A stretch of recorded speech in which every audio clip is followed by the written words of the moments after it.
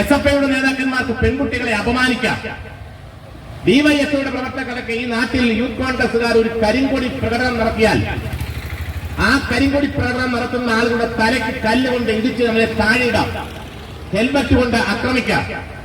ആരും ചോദിക്കുവാനില്ലാത്ത ഒരു സംസ്ഥാനമായി എന്ന് പറയുന്നത്.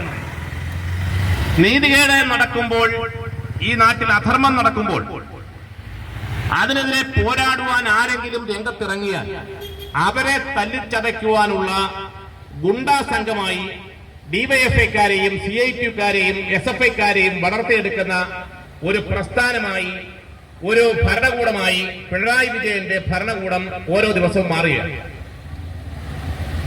മാർക്സിസ്റ്റ് പാർട്ടിയുടെ നേതാക്കന്മാർക്ക് ആരെയും കൊല്ലാം, DYFIയുടെ നേതാക്കന്മാർക്ക് പെൺകുട്ടികളെ ബലാത്സംഗം ചെയ്ത് കെട്ടിത്തൂക്കാം, SFIയുടെ നേതാക്കന്മാർക്ക് വിദ്യാർത്ഥികളുടെ മുഖത്തടിക്കാം, SFIയുടെ നേതാക്കന്മാർക്ക് പെൺകുട്ടികളെ അപമാനിക്കാം. DYFIയുടെ പ്രവർത്തകർക്ക് ഈ നാട്ടിൽ യൂത്ത് കോൺഗ്രസുകാർ ഒരു കരിങ്കൊടി പ്രകടനം നടത്തിയാൽ ആ കരിങ്കൊടി പ്രകടനം നടത്തുന്ന ആളുകളുടെ തലയ്ക്ക് കല്ലുകൊണ്ട് ഇടിച്ച് നമ്മളെ താഴെയിടാം, ഹെൽമറ്റ് കൊണ്ട് ആക്രമിക്കാം. ആരും ചോദിക്കുവാനില്ലാത്ത ഒരു സംസ്ഥാനമായി ഈ കേരള സംസ്ഥാനം മാറുമ്പോൾ അതിനെതിരെ ഒരു ഉപവാസ സമരം മഹാത്മാഗാന്ധി കാണിച്ചു തന്ന മഹത്തായ ഉപവാസ സമരം ഈ നാട്ടിൽ നടപ്പിലാക്കുവാൻ മഹിളാ കോൺഗ്രസിന്റെ സഹപ്രവർത്തകന്മാർ രംഗത്തിറങ്ങുമ്പോൾ അവരോടൊപ്പം ഈ നാട്ടിലെ ജനാധിപത്യ വിശ്വാസികൾ ഉണ്ടാകും, മതേതര വിശ്വാസികൾ ഉണ്ടാകും, ഈ നാട്ടിലെ മുഴുവൻ ജനങ്ങളും ഉണ്ടാകും എന്ന കാര്യത്തിൽ ഒരു തർക്കവുമില്ല. പ്രിയപ്പെട്ടവരെ, നമ്മൾ നടത്തുന്ന ഈ സമരം അതൊരു ധർമ്മ സമരമാണ്. ഒരു വലിയ അനീതിക്ക് എതിരെയുള്ള സമരം, ഒരു നീതികേടിനെതിരെയുള്ള സമരം. നിങ്ങളൊക്കെ കണ്ട് നീതിയും ന്യായവും നടപ്പിലാക്കാൻ വേണ്ടി നമ്മൾ അധികാരത്തിൽ കയറ്റിയ ആളുകൾ നമ്മളെ തന്നെ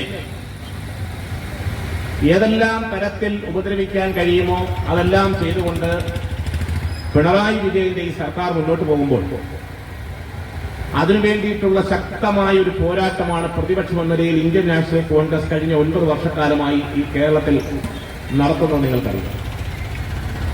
നവീൻ നാവിന്റെ മാത്രം പ്രശ്നമല്ല,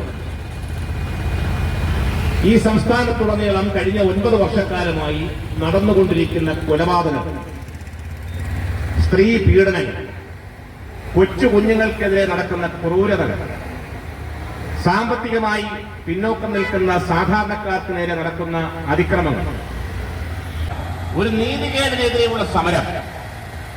നിങ്ങളൊക്കെ കണ്ടു കാണും, നവീൻ ബാബുവിന്റെ മൃതദേഹം അത് സംസ്കരിക്കുവാൻ നേരത്തെ അല്ലെങ്കിൽ ശവദാഹം നടത്തുവാനുള്ള സമയത്ത് 2 പെൺകുട്ടികൾ കൈകൾ ചേർത്ത് പിടിച്ച് ഏങ്ങലടക്കി ഒരു കുടത്തിൽ അവസാനത്തുള്ള ആ വെള്ളം തളിക്കുവാൻ വേണ്ടി വരം വയ്ക്കുന്ന സംഭവങ്ങൾ നിങ്ങൾ കണ്ടു കാണും.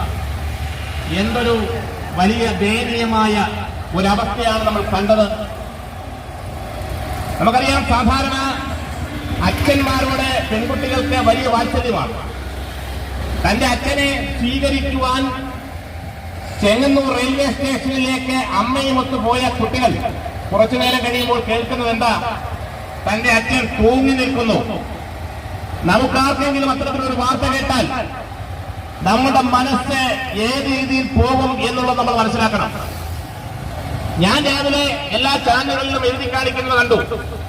നവീൻ ബാബു ആത്മഹത്യ ചെയ്തു എന്നുള്ള വാർത്തയായിരുന്നു ആദ്യം ചാനലുകളിലെല്ലാം വന്നുകൊണ്ടിരുന്നത്. കുറച്ചു കഴിഞ്ഞപ്പോഴാണ് ആ സംഭവങ്ങൾ ഓരോന്നോരോന്നായി മറ നീക്കി പുറത്തു വന്നുകൊണ്ടിരിക്കുന്നത്. ആ സമയത്താണ് ഒരു ഡ്രാക്കുളയെ പോലെ, ഒരു രക്തയക്ഷിയെ പോലെ ഒരു സ്ത്രീ, ദിവ്യ എന്ന് പറയുന്ന ആ ജില്ലാ പഞ്ചായത്തിന്റെ പ്രസിഡന്റ്